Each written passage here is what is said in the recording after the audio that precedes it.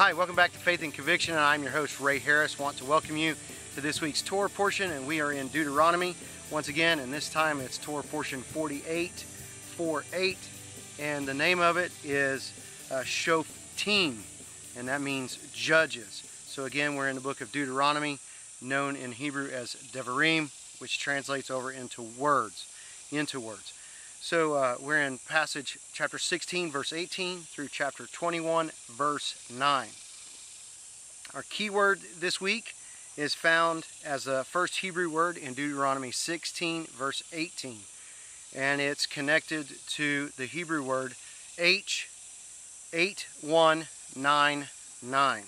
Now, Brown Driver Briggs says it means to judge, to govern, to vindicate, to punish. That's what this Hebrew word means.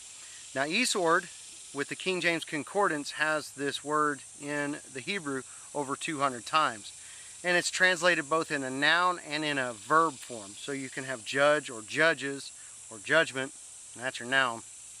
But you can also have a verb called judged, judgeth, judging, that kind of thing. Now, there are some other words that the King James translation will use for this word, and they'll have things like plead, avenged, execute, condemn, defend, and a whole bunch of other stuff. So, but in this Torah portion, it occurs several different times. And I'm just going to list the verses, and you can see these verses at the website and the webpage for this video at Faith and Conviction. So it's Deuteronomy 16:18, chapter 17, verse 9, chapter 17, verse 12. In the King James, it's translated as judge. Now, judges is found in Deuteronomy 16:18, chapter 19, verse 17 and 18, and chapter 21, verse 2. Now, what's interesting is this Hebrew word, we're not going to look at it. I'm just going to have the list of verses provided at Faith and Conviction. But this word, this Hebrew word, is found lots of times over in the book of Judges. So I think that will give us some insight into the purpose of that book and what's going on with it. But we want to look at this passage, this word in this passage for this period. So go with me to Deuteronomy 16 and verse 18. In the King James, it has it this way: judges, and that's translating the Hebrew word H8199. So judges and officers shalt thou make, and I'm going to abbreviate the verse, and they shall judge. Now what's interesting, judges shall judge, and that judge is also the Hebrew word H8199. So in this one verse, we can see it as a noun and as a verb, which is important. The complete Jewish Bible has, you are to appoint judges and officers. They are to judge. The 1917 Jewish Publication Society says, judges and officers, they shall judge. So remember, I'm abbreviating the verse. Now in the 1967 Jewish Publication Society, this one I'm holding, it translates it this way: you shall appoint magistrates and officials. They shall govern. Now that's interesting because that is exactly what these people do, but it's using different words. It's using magistrate instead of judge and govern instead of judge. Now, the Apostolic Bible Polyglot uses the word judges when it translates the Greek of the Old Testament, and it says judge as it translates it. Now, those are two different Greek words. We're only going to look at the first Greek word. But I will list both of these at faithandconviction.org at the webpage for this video. So, the Greek word for judge, which is translating the Hebrew, remember we go from Hebrew, is Shof'tim. So the Greek word is kritos, which is connected over to krites. And then that gets translated over as judges. So Hebrew to Greek to English. The Greek is krites. That is Greek number G2983. And that's just the noun. And Thayer says it's one who passes judgment on anything. And in the New Testament, in the King James, it seems to be always translated as judge or judges, the plural.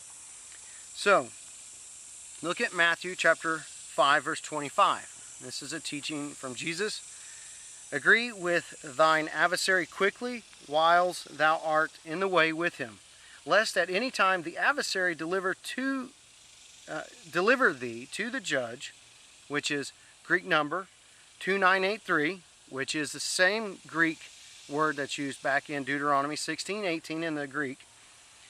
And the judge, which again is that Greek word, will deliver you to the officer. Now that is a different Greek word than the Greek word used back in Deuteronomy 16:18. So it gets kind of confusing there. But it's a different Greek word. We're looking at the word for judge.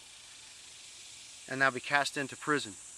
So we can find Shof'tim via the Greek translation in the New Testament. And that is important. So it's krites. And what do we do with these things? Why do we look at these things?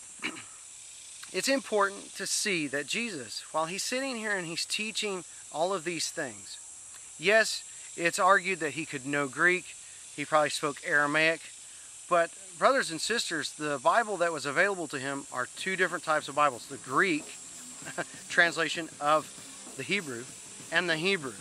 Now in Jerusalem, I'm pretty certain that they're going to probably be only using the Hebrew. Now out with the diaspora, however you want to pronounce it, they're using Greek translations of the Hebrew. This is an English translation of the Hebrew, and it's given official approval as accurate. Now we can see as we've been going through it that what happened in 1917 and what gets translated in 1967 are not necessarily the same, but it is communicating accurately Hebrew, or at least Hebrew thoughts. But as we've been studying, the Hebrew can have one or two or three different Greek words and then bring it over here into English and have multiple ways of expressing the Hebrew as well. This is why we study all of these things. But when Jesus is teaching, the concepts of a Shof'tim are certainly there, and it's certainly able to be seen because of how we connect these things. This is the powerful way of looking at the languages. We start here with the English, we're working backward through the Greek of the New Testament to the Greek translation of the Hebrew, and we look at the Hebrew, because these Hebrew thoughts are the foundation for everything in Israel, and how they express themselves and why they think the way they do. And we as a church come from Jesus, who is a Jew and thinks these ways. It is important to understand this, and it is powerful once we see all this, but it is some work to get there. I do hope it's been an encouragement this week. Hope you're able to see more of why Moses and the Messiah are important and how they're working together to testify to the power of God. Until next week, continue to seek God, know Messiah, find hope.